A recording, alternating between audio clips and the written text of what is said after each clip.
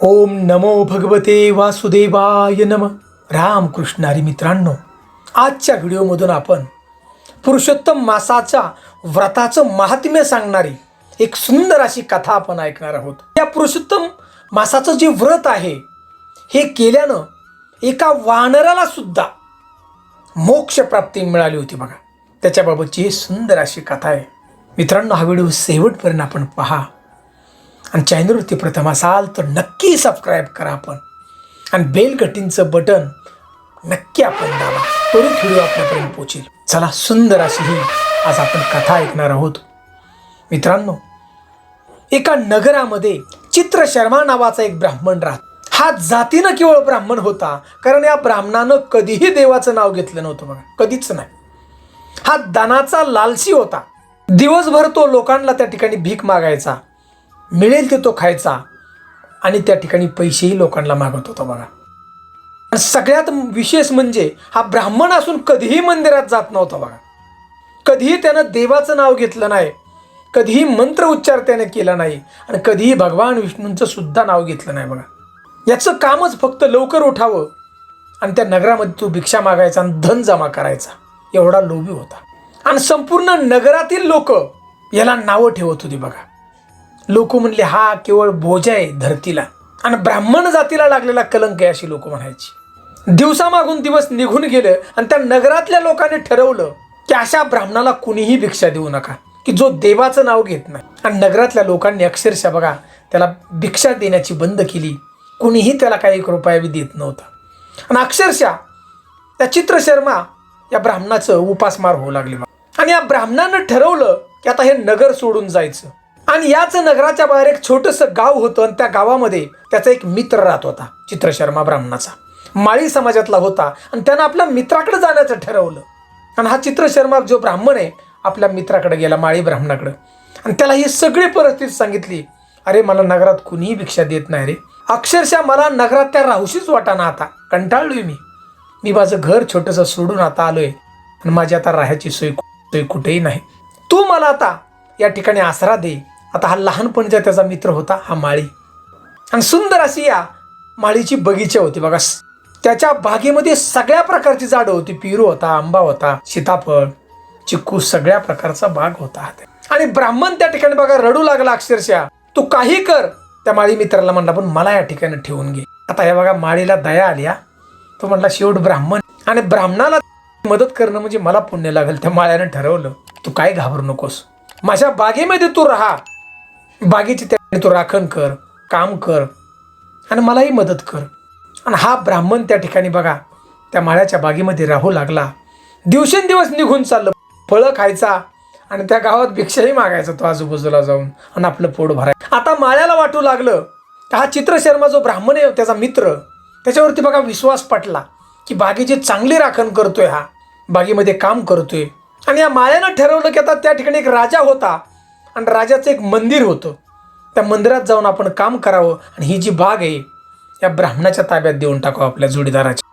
तसं माळ्याने बघा आपल्या मित्राला सांगितलं, म्हणजे ज्या ब्राह्मणाला, की मी आता राजाच्या मंदिरात जाऊन काम करतो, पूजा अर्चा तिथं मला पैसे मिळतील, आणि तू इथं राहा माझ्या बागेचं, जे काय मिळेल ते मला देत, आणि बाकीचं तुला घे. आता माळ्याने हे सांगितल्यानंतर या चित्रशर्माला फार आनंद झाला. त्याला वाटलं आपल्याला ही बाग मिळाली आता. आणि हा माळी राजाच्या मंदिरात निघून गेला. आता मंदिरात दिवसभर पूजा करायचा, आणि काय राजाच्या घरची कामं बी करायचा बघा. तो हार बीर काय लागेल ते सगळं राजवाड्यामध्ये तयार करू लागला. त्याला वेळच भेटत नव्हता इकडं बागेकडे येण्यासाठी. आणि इकडं हा चित्रशर्मा ब्राह्मण बागेला आलेली फळं, चांगली चांगली फळं तो तोडून खायचा, आणि राहिलेली फळं ह्याने विकायला चालू केली बघा. आणि त्याच्यातून मिळणारं धन तो जमा करू लागला. आणि एखाद्या दिवशी हा मित्र माळी आला की त्याला सांगायचा, अरे काय फळंच यंदा लागली नाहीत, काय लागत नाहीत फळं, आणि जरी लागली तरी पशु पक्षी प्राणी येऊन खात्यात. मी मज राखण करतोय, पण रात्रीचं झोपलं की प्राणी येतात आणि सगळी फळं खाऊन जातात. अरे माझंच पोट भराना, मी आजूबाजूला जाऊन भिक्षा मागून पोट भरतोय. बघा हा ब्राह्मण खोटं सांगू लागला, आणि माळ्याला त्याचा पटत होतं विश्वास की हा खरं सांगत असेल. दिवसामागून दिवस निघून चालले. माळ्याला त्या बागेतलं काही मिळत नव्हतं, आणि अक्षरशः ही बाग या चित्रशर्मानं हडपली बघा, स्वतः घेतली. काही तो माळ्याला आपल्या मित्राला देत नव्हता बघा. आणि माळही नंतर पुढे यायचा बंद झाला. असं 87 वर्ष चित्रशर्मा ब्राह्मण त्या माळ्याच्या बागेत राहू लागला आणि हा फुकटचा खात होता बघा.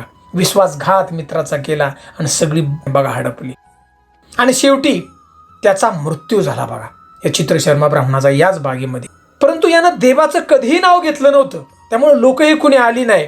अक्षरशः अग्नीही त्याला त्या ठिकाणी मिळाला नाही. आता मृत्यू झाल्यानंतर यमराजाचे दूत त्याला न्यायला आले त्या आत्म्याला आणि या ब्राह्मणाच्या आत्म्याला घेतलं आणि यमराजाचे दूत यमपुरीच्या दिशेने त्या ठिकाणी निघाले. आता यमपुरीत जाईपर्यंत या ब्राह्मणाच्या आत्म्याला भयंकर त्या ठिकाणी यातना मिळाल्या, कारण याने कुठलंही पुण्य केलं नाही बघा.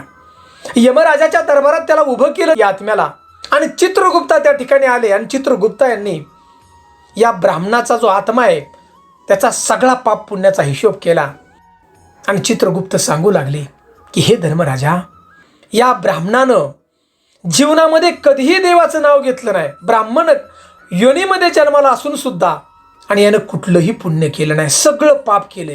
उलट शेवटी आपला मित्र माळी, त्या माळ्याला धोका दिला याने. त्याच्या बागेतली फळं स्वतः खाल्ली, विकली, धन कमावलं आणि माळ्याला सांगितलं काही पिकत नाही, फळच लागत नाही झाडाला. त्यामुळं फार मोठे यानं पाप केले. आता हे सगळं चित्रगुप्ताचं बोलणं ऐकून धर्मराजाला फार राग आला आणि धर्मराजा त्या ठिकाणी सांगू लागला की हे ब्राह्मणा, तू फार मोठं पाप केलं, देवाचं तर नाव कधीच घेतलं नाही, परंतु मित्राचाही विश्वासघात केला आणि तू एकट्याने ती फळं खाल्ली, फार मोठं पाप आहे. त्यामुळं मी तुला आता या ठिकाणी 1000 वर्ष तुला वानर योनीमध्ये जावं लागेल, 1000 वर्ष. धर्मराजाने या ठिकाणी सांगितल्याप्रमाणे घनदाट असणाऱ्या जंगलात या पृथ्वीवरती या वानराचा जन्म झाला बघा. जन्म झाल्यानंतर या वानराला काही खाता येत नव्हतं बघा. वानर मोठं झालं, त्याला काही खाता येत नव्हतं, कारण त्याच्या तोंडातून असे छाले पडले होते.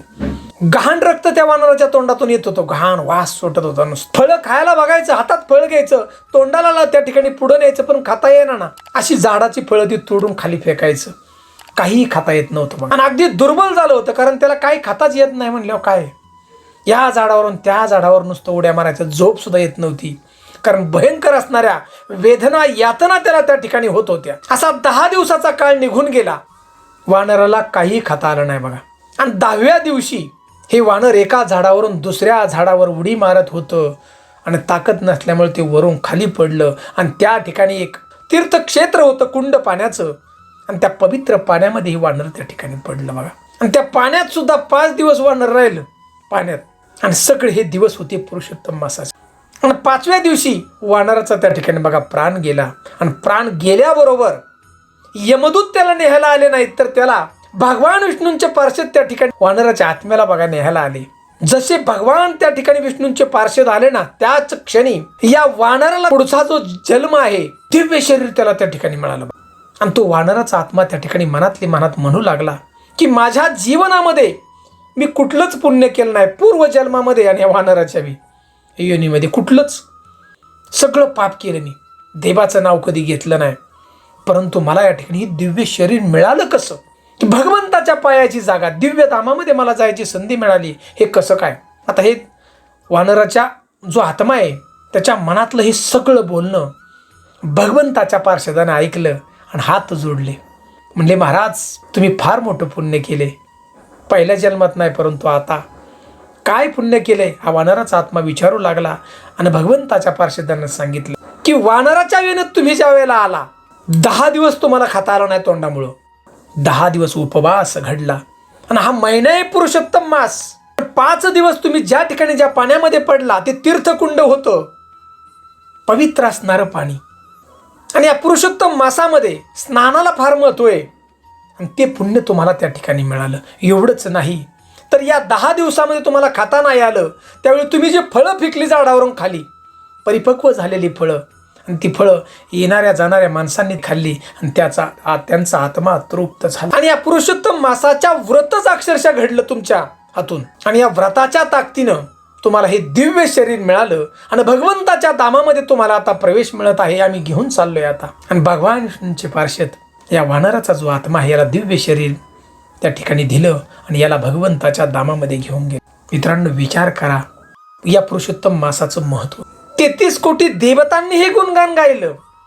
साधू ऋषी मुनी या पुरुषोत्तम मासाची वाट पाहतात तपचर्या करण्यासाठी, भगवंताचं नामस्मरण करण्यासाठी.